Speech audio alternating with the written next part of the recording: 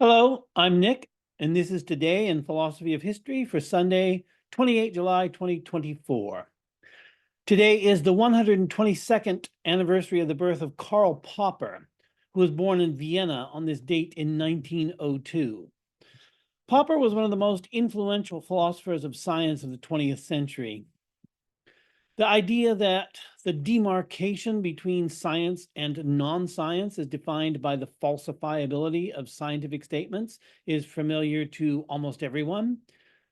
And the idea of falsifiability itself has become familiar outside strictly philosophical circles. And like Thomas Kuhn's idea of a paradigm shift has made its way into popular culture. Popper also wrote a book on the philosophy of history, The Poverty of Historicism, originally published in 1957, but based on a presentation and a paper of 1936, which I have mentioned in several previous episodes because it's been so influential. The Poverty of Historicism is a frontal assault on what Popper called historicism. But one of the reasons I have had occasion to mention this book several times is due to the fact that so many philosophers have meant so many different things by the term historicism. And I've often said that you should never mention historicism without also specifying what you mean by the term. Although Popper's use of historicism is unusual, and it might have been better if he had adopted some other term for what he wanted to criticize, Popper isn't alone in his criticism, and the way that others have criticized similar ideas will be helpful for understanding Popper's position and the philosophical motivations for his criticisms. Popper also wrote The Open Society and Its Enemies, published in 1945. So superficially, it looks like Popper wrote several books on the philosophy of science, logic of scientific discovery, conjectures and refutations, objective knowledge, and so forth. So several books on the philosophy of science, a book on the philosophy of history, which is The Poverty of Historicism, and a book on political philosophy, The Open Society and Its Enemies. But all of these books are actually closely bound together. It was in part Popper's views on the philosophy of science that prompted him to apply his theory of scientific knowledge to history. The book that initially brought Popper to the attention of the wider philosophical community is what has been translated as The Logic of Scientific Discovery, but which probably should have been translated as The Logic of Research, which was originally published in German in 1934. Later in his life, Popper published 3 large volumes under the collective title Postscript to the Logic of Scientific Discovery, which postscript is longer than the work to which it is a postscript. Although Popper's philosophy of science has come to be influential, his views were not well received at first. In his autobiography, Unended Quest, Popper wrote, quote, he was speaking at a philosophical conference, quote, I said first that I did not believe in induction at all, even though I believed in learning from experience. This statement was well received by the audience, who, it appears, took it as a joke and laughed.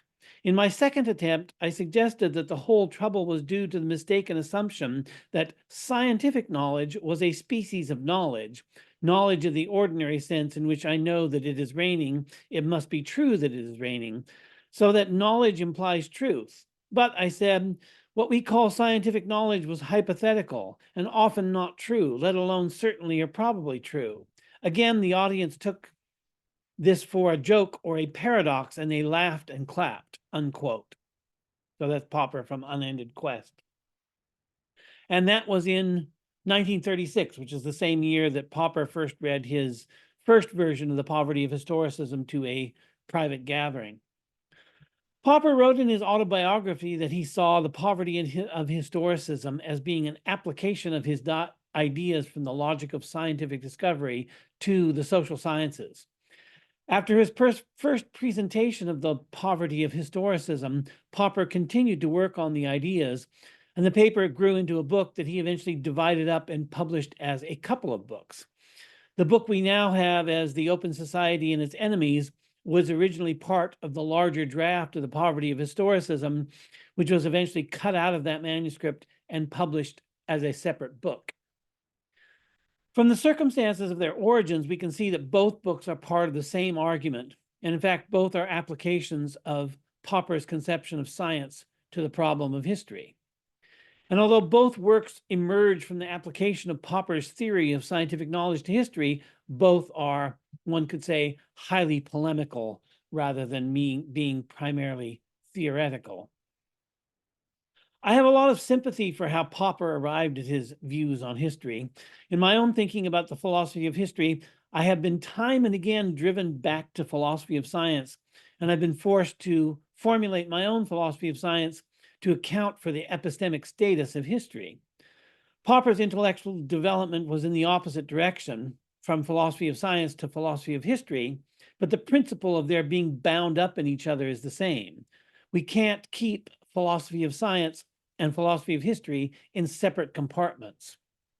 History presents a problem for the philosophy of science because it seems to be about claims to knowledge, but the nature of historical research differs significantly from the research in the natural sciences.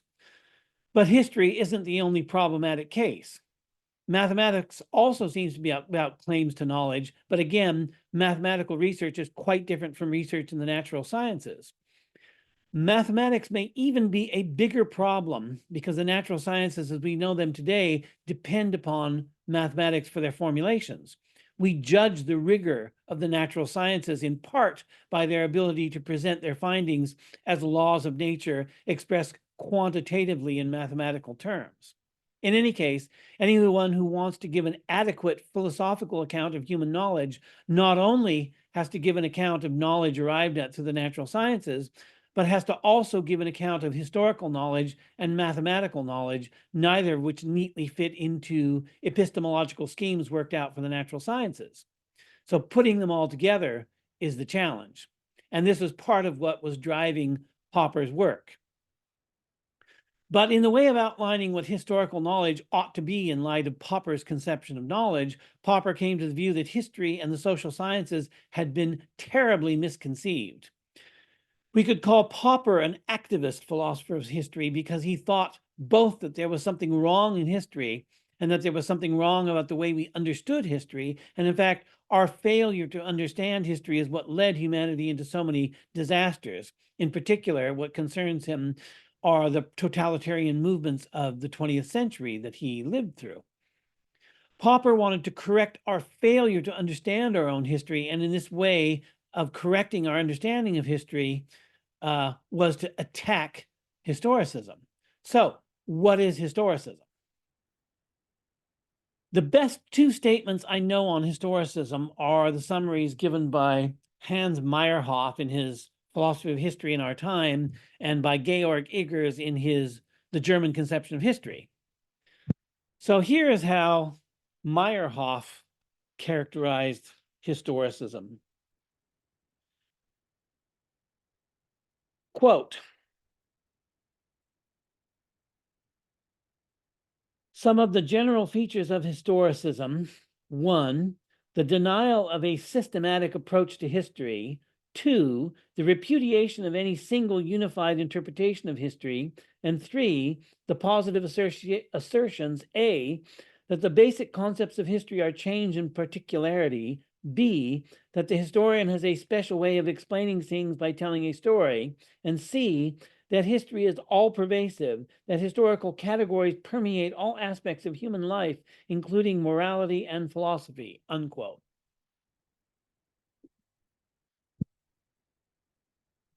Iggers, like Meyerhoff, identifies 3 properties of historicism, though they aren't the same as the properties that Meyerhoff identified.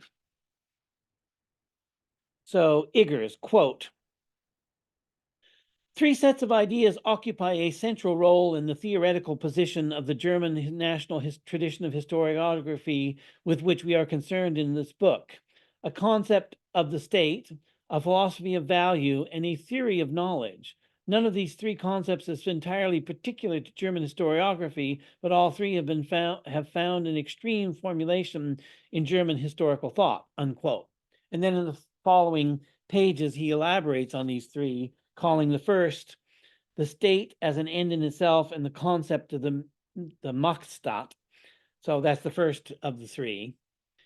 Number two is anti-normativität, the rejection of the concept of thinking in normative terms. And number three is anti-Begrifflichkeit, the rejection of conceptualized thinking. Already we can see we have a problem, because here we have two scholars who are attempting to give an exposition of historicism, and very little of their explanations of historicism overlap. It's as though Meyerhoff and Iggers have both read Ronca, but each took their own lessons from the master, and they weren't the same lessons in each case. We should keep this in mind when we hear that Popper had an idiosyncratic conception of historicism, because it seems that he's not the only one with an idiosyncratic conception of historicism. Still, there are some properties in common between Meyerhoff and Iggers on historicism. For example, Iggers' claim that historicism involves a rejection of conceptualized thinking could be interpreted as what Meyerhoff called the denial of a systematic approach to history and the repudiation of any unified interpretation of history. Finding anything in common is worth noting because views on historicism vary so widely, and some are contradictory. Popper's conception of historicism seems to have nothing in common with the conceptions of either Meyerhoff or Iggers, and in some ways Popper contradicts them. For example, Meyerhoff wrote that for historicism, the basic concepts of history are change and particularity. Popper wrote in The Poverty of Historicisim, quote, "I wish to defend the view, so often attacked as old-fashioned by historicists, that history is characterized by its interest in actual, singular, or specific events rather than in laws or generalizations," unquote.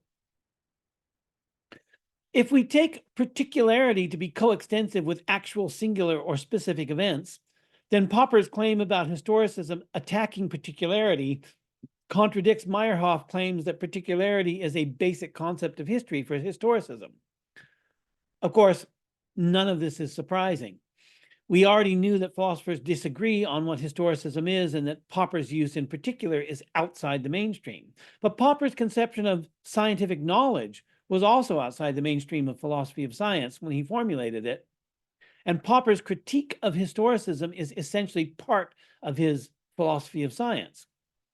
It's interesting to note that Popper's philosophy of science has been widely embraced since that time, but his philosophy of history has been less influential, though it is not without its admirers and its fellow travelers. The two, the philosophy of science and the philosophy of history in Popper, ought to share the same fate since they grew out of the same conception of knowledge. And there's something else I want to point out here. Philosophers tend to go into great detail on matters that other people find uninteresting and even trivial. Needless to say, philosophers don't look at it like that. They don't see what they're doing as trivial. Rather often, philosophers see themselves as being willing to take up difficult problems that are neglected by others. But given this tendency to belabor distinctions and definitions, when no one has put in the effort to clarify something that is admittedly strange, that in itself is interesting. And that's where we're at with Popper's conception of historicism. Popper's use of historicism is idiosyncratic. Okay, fair enough. But where did he get his idea of historicism? Where did he pick up this conception? Why did he call it historicism? And how is it related to more conventional conceptions of historicism? This is an unwritten chapter in the history of ideas, and I wish I had an answer, but I don't. I've been reading Popper's autobiography, hoping to find the moment when he encounters historicism and realizing that this is the dragon he has to slay, but I haven't found it yet. In the absence of an account of the origins of Popper's conception of historicism, we can only speculate on how he came to the views that he called historicism. One obvious argument that could be made is that the philosophy of history that he is most interested interested in criticizing, which are the philosophies of Hegel and Marx, derive from the same intellectual milieu as historicism, which is to say, the milieu that Georg Iggers calls the German conception of history.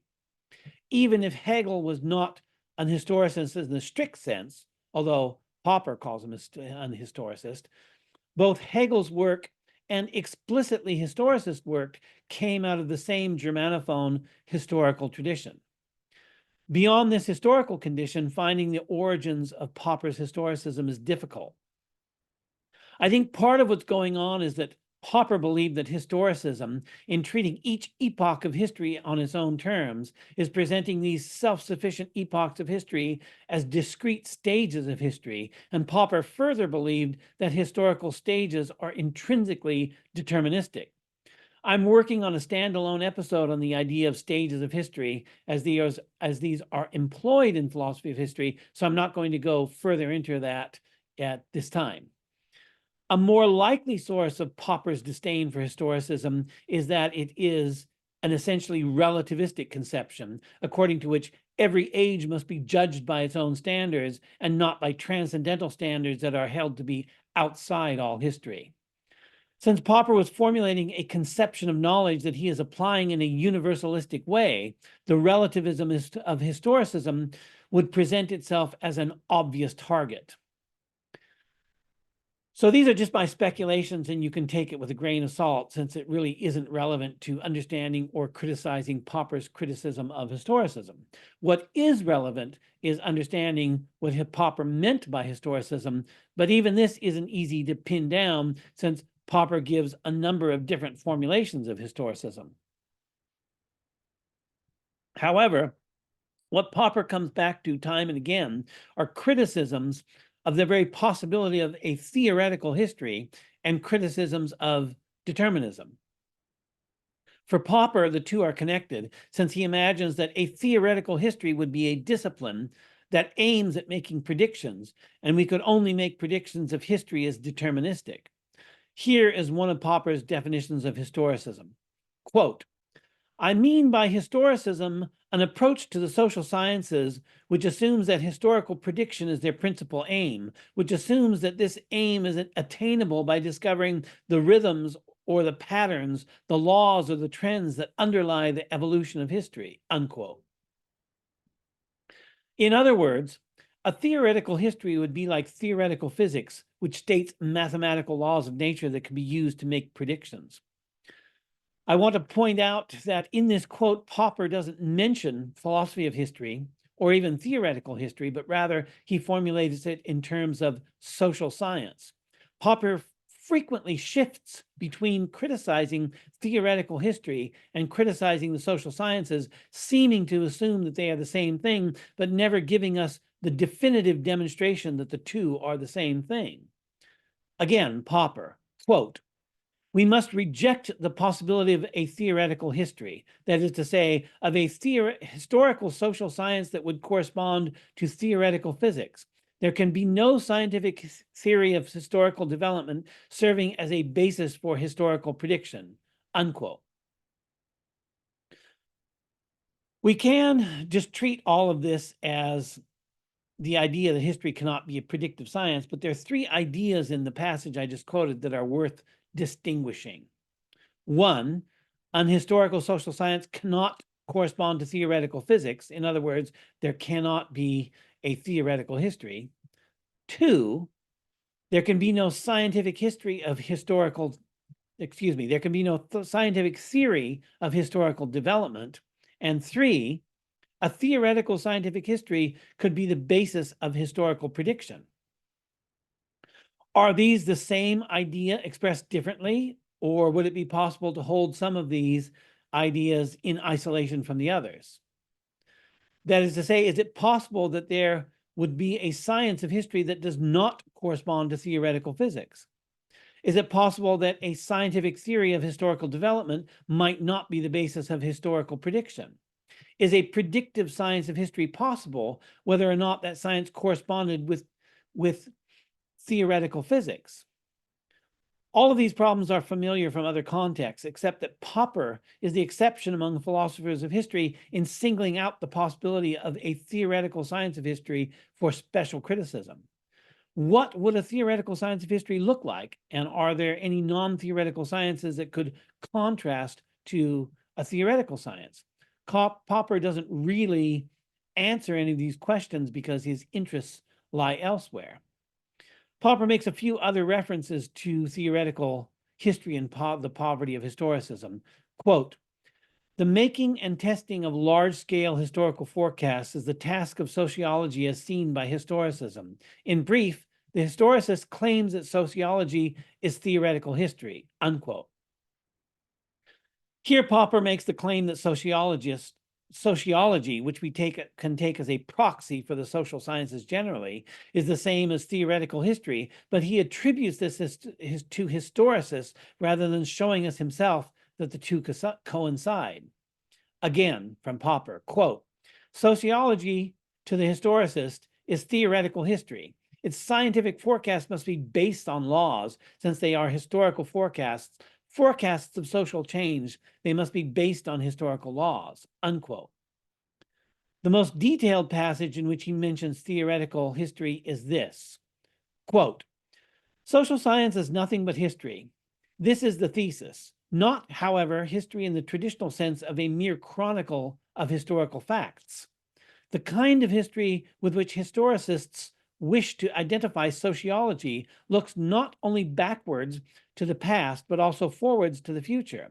It is the study of the operative forces and, above all, of the laws of social development.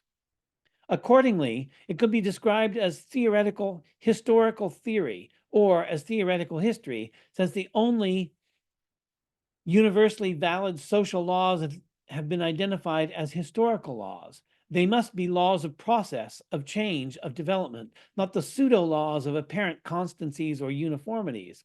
According to historicists, sociologists must try to get a general deal of the broad trends in accordance with which social structures change. But besides this, they should try to understand the causes of this process, the working of the forces responsible for change. They should try to formulate hypotheses about general trends underlying social development in order that men may adjust themselves to impending changes by deducing prophecies from these laws," unquote. Popper's rejection of the very possibility of a theoretical history is predicated upon the rational reconstruction of history as a kind of sociology, or, if you like, a reconstrual of sociology as an approach to history. According to Popper, as I read him, for the historicist, history and sociology coincide or should be made to coincide. Here we have to note his claim is entirely independent from claims that history is or ought to be a theoretical science, since we can leave open the possibility of history as a theoretical science built on foundations distinct from those of the natural sciences. All of this about predictions made by a theoretical history, which for Popper coincides with the social sciences, is rejected by Popper because of his rejection of determinism. Earlier, I quoted Popper from the Poverty of Historicism that, quote, "I wish to defend the view so often attacked as old-fashioned by historicists that history is characterized by its interest in actual singular or specific events rather than in laws or generalizations," unquote. Years before this, in The Logic of Scientific Discovery, Popper had written, quote, "Non-reproducible single occurrences are of no significance to science," unquote. So if we take these together, if history is about actual singular or specific events, and such events are of no significance of science, then it must follow that there can be no theoretical science of history that can make historical predictions. This denial of a predictive science of history culminates in Popper's argument against determinism. The preface to Popper's The Poverty of Historicism gives an admirably brief exposition of his argument against historical determinism and inevitability in 5 points. Quote, "The course of human history is strongly influenced by the growth of human knowledge. the truth of this premise must be admitted even by those who see in our ideas, including our scientific ideas, merely the byproducts of material development of some kind or other. 2, we cannot predict by rational or scientific methods the future growth of our scientific knowledge. This assertion can be logically proved by considerations which are sketched below. 3, we cannot therefore predict the future course of human history. 4, this means that we must reject the possibility of theoretical history, that is to say, of a historical social science that would correspond to theoretical physics. There can be no scientific theory of historical development serving as a basis for historical prediction. 5, the fundamental aim of historicist methods is therefore misconceived and historicism collapses, unquote. Popper gives a longer version of this argument in one of the volume, The Open Universe, an argument for indeterminism, in his 3-volume postscript to the Logic of Scientific Discovery. It's in chapter 3 called The Case for Indeterminism. But his 5-point summary of his argument is a good place to start for understanding Popper and his theoretical motivations.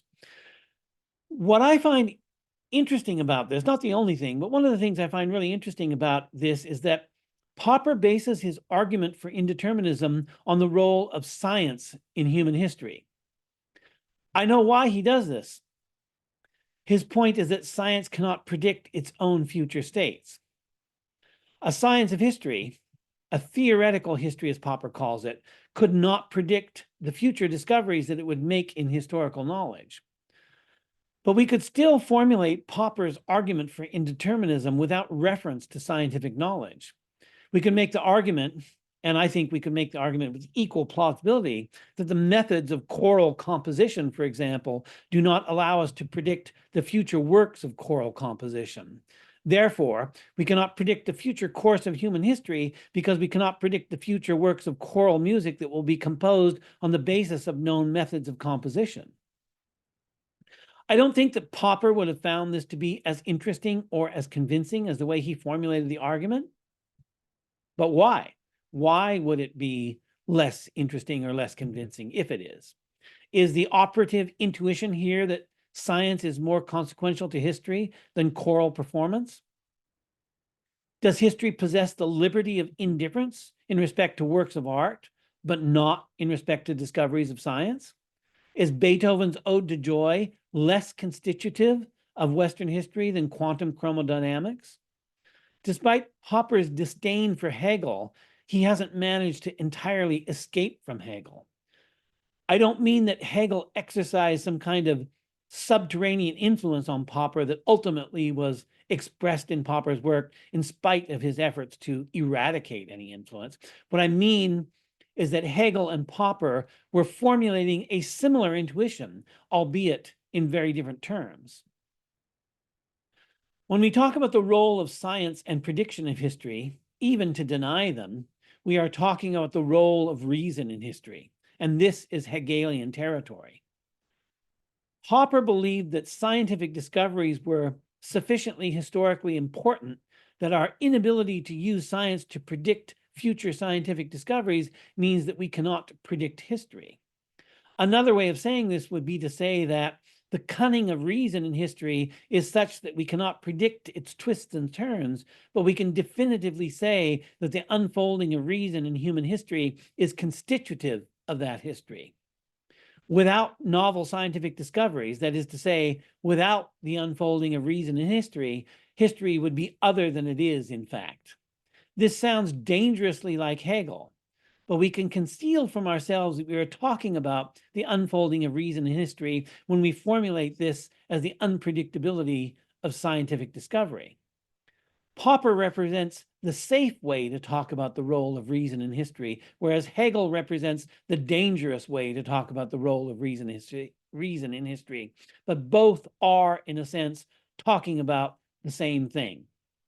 So happy birthday, Karl Popper, and thanks for listening.